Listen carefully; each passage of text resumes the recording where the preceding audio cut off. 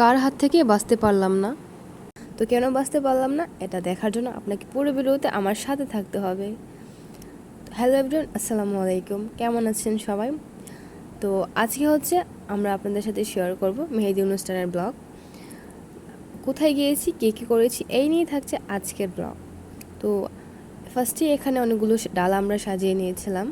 এগুলো অনেক কিছু দিয়ে সাজানো হয়েছিল, বড়চুরি, দেন হচ্ছে ফল, মেহেদি, অনেক কিছু দিয়ে সাজানো হয়েছিল ডালাগুলো। তো এই ডালাগুলো নিয়ে আমরা চলে যাচ্ছি বোর বাড়িতে। সাথেই থাকুন আমাদের, তাহলে দেখতে পারবেন সব কিছু। আমরা হচ্ছে এক এক করে সিঁড়ি দিয়ে নেমেছি ফটোশ্যুট করার জন্য, ভিডিও করার জন্য।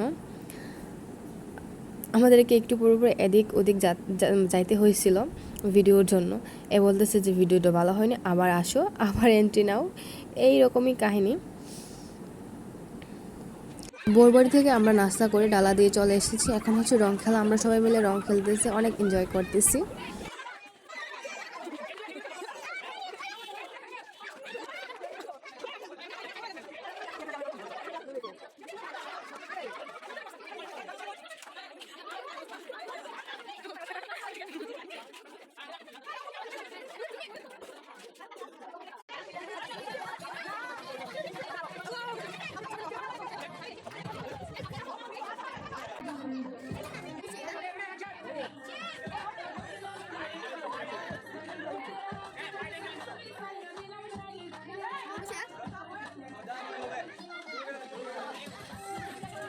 তো রং খেলা শেষ করে এখন বাসায় এসে দেখি যে মেহেদি আর্টিস্টও চলে এসেছে মেহেদি দেওয়ার জন্য।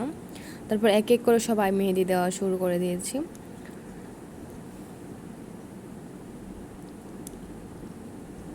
আর এদের মেহেদি পরানো এত পরিমাণের দাম ছিল, কি বলবো ভাই রে ভাই। এর থেকে আমরা আরও সুন্দর করে মেহেদি দিতে পারি। তার আর যে মেহেদিটা দিয়েছে এটা নিয়েছিল 150 টাকা, এতটুকু মেহেদি 150 টাকা নিয়েছে। আর আমারটা মেবি 200 টাকা নিয়েছিল, আমার ঠিক খেয়াল নেই। তো কেন বলেছিলাম অনেকবার হাত থেকে বাঁচতে পারলাম না, চলুন দেখে নিই। তো আমরা হচ্ছে এখন সন্ধ্যা হয়ে গিয়েছে, বউকে হলুদ লাগানোর জন্য বাসা থেকে অনেক মানুষ গিয়েছে। আমার আর পাইমার যাওয়ার কোনো প্ল্যান ছিল না, কারণ আমরা সকালে গিয়েছিলাম ডালা দেওয়ার সময়, তখন আমরা ভাবিকে দেখে নিয়েছি। কি বলবো ভাই, আমাদের পরনো জামা কাপড় ছিল, ওরা গাড়ির মধ্যে উঠে গেছে, আমরা ওদেরকে আগায় দেওয়ার জন্য গেছি, নিচে নামছি, আমাদেরকে ঠেলায় ঠুলায় ওঠানো হয়েছে। কি বলবো, আমরা যাব না এমন অবস্থা। দেখেন পায়মার অবস্থা, আমার অবস্থা দেখলেই বোঝা যায় আমরা যে পরনো জামা কাপড় পরে গিয়েছি।